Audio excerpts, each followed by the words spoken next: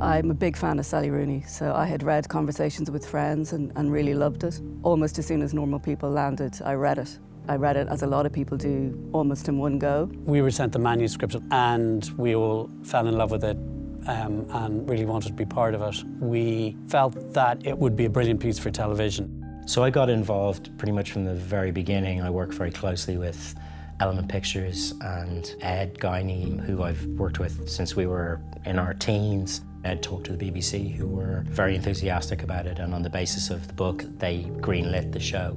Very quickly, I just got completely caught up in the magic that is in the book, you know, this sense that you really are with Connell and Marianne as they fall in love. I know you probably hate me, but you're the only person who actually talks to me. You never said that I hated you. Well, I like you. Sally was amazing because she worked so well with Lenny, and she has this amazing story and her sort of baby almost, and she kind of just went, I trust that you know how to deal with it, which is amazing. For all the complexities of the book, I actually reacted to it in a very simple way, which was that I love spending time with the characters. I think it's one of the very special things of the series. One of Lenny's great gifts as a filmmaker is that he kind of removes the kind of lens between the characters on screen and the audience. His filmmaking is incredibly intimate. Can we take our clothes off? With a loved book, there's always a pressure that comes with an adaptation because people feel very protective over it. But I also think you have to just trust your own process and not think too much about that, or maybe you'll be afraid to take risks. Between Sally and Alice Birch, brilliant writer who worked with Sally on the adaptation, we've managed to preserve the essence of the novel and that same sense of intimacy and connection to the characters. You never give an opinion about anything. Ever. You just always know what you think. And I like that. You must know what you feel, though. No. I struggle with that, actually. It's very faithful. I think the tone of it is, I would say, authentic, raw, intimate, and I think all of those things are what possibly distinguishes it from other shows. What I'm really hoping is that viewers will connect with it in the way that they did with the book, that they'll find it really emotional to watch and that they won't be able to take their eyes off it. Connell and Marianne meet in school. They've probably known each other since they started secondary school and they're in a small town. They are almost inexplicably drawn to each other at the beginning. You know, they come from different backgrounds. Connell is this, you know, he's very good at school, he's very good looking, he's a very good sportsman. Marianne is intelligent, aloof, arrogant. She plays the role of somebody just that bit superior to the rest of the group. Just give me detention and move on. That was a good one. Glad you enjoyed it. Shit you get away with because you're smart. Understand you're at a disadvantage there, Rob.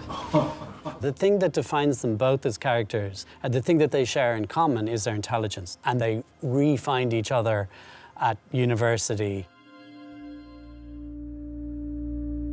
The series does have a wider world, and that's expressed really in our locations. Trinity is one of the leading universities in Ireland. It's probably comparable to Cambridge or Oxford in the UK. It's almost like a character. I was a Trinity student, as was Sally. I suppose it was one aspect for me of reading the book was just that I recognised, even though I was there 30 years ago, I recognised aspects of the experience in the university. The world gets a lot bigger for Marianne when she comes to Trinity. When at school, she's this complete outsider. All those things that make her quite odd and different and unique are what make her really special at uni, and suddenly everyone flocks to her. It's almost like playing two different characters, actually.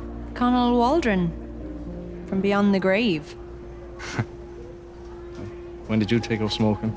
We were at school together. No way! Connell's perspective completely changes from going from school to now landing in Trinity, where socially the book kind of flips from him being a position of social power to what feels like anonymous in a far bigger landscape, and it's something that he struggles to adjust to.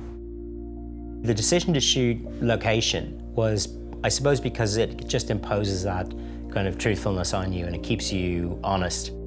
Tonally, the show is very naturalistic, textured and real. It doesn't just concertina the big moments together, but it lets us into this powerful and beautiful, intense relationship at the center of the story.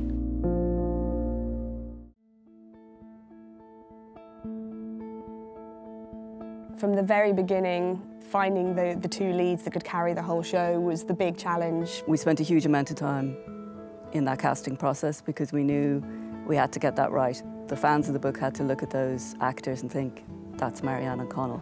Marianne is someone I want you to meet. This is Connell. Oh, right.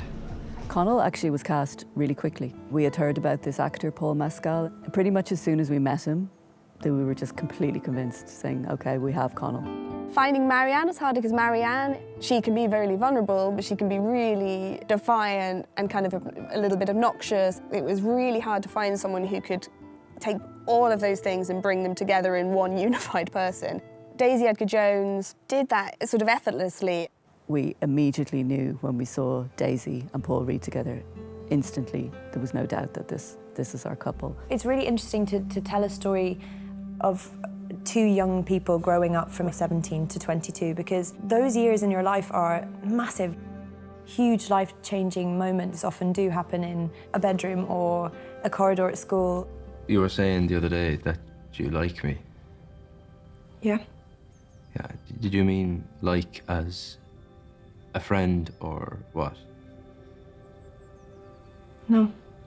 On a very simplistic level, I think they're desperately in love with each other. There's an instinctive kind of connection that they have. The connection that Connell and Marianne have is incredibly special and intense and unique. You know, as they say themselves, it's not like other relationships. I think it's a very particular one. I did used to think that I could read your mind at times.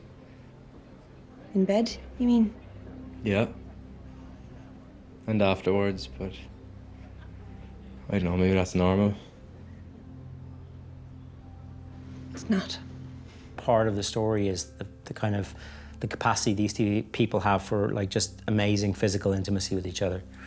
And they have this amazing sexual connection. We didn't shy away from it. We felt it was an essential part of their relationship. One of the things that we did was we hired an intimacy coordinator. It was really a revelation, I would say. We wanted it to be an honest portrayal of sex between young people. I'm really excited about people seeing this because I think there's something really special about the two characters and something really special about the two actors who are playing them. Daisy and Paul's performances are so compelling that I think by the time you come out the end of this story, I think you will never forget Connell and Marianne.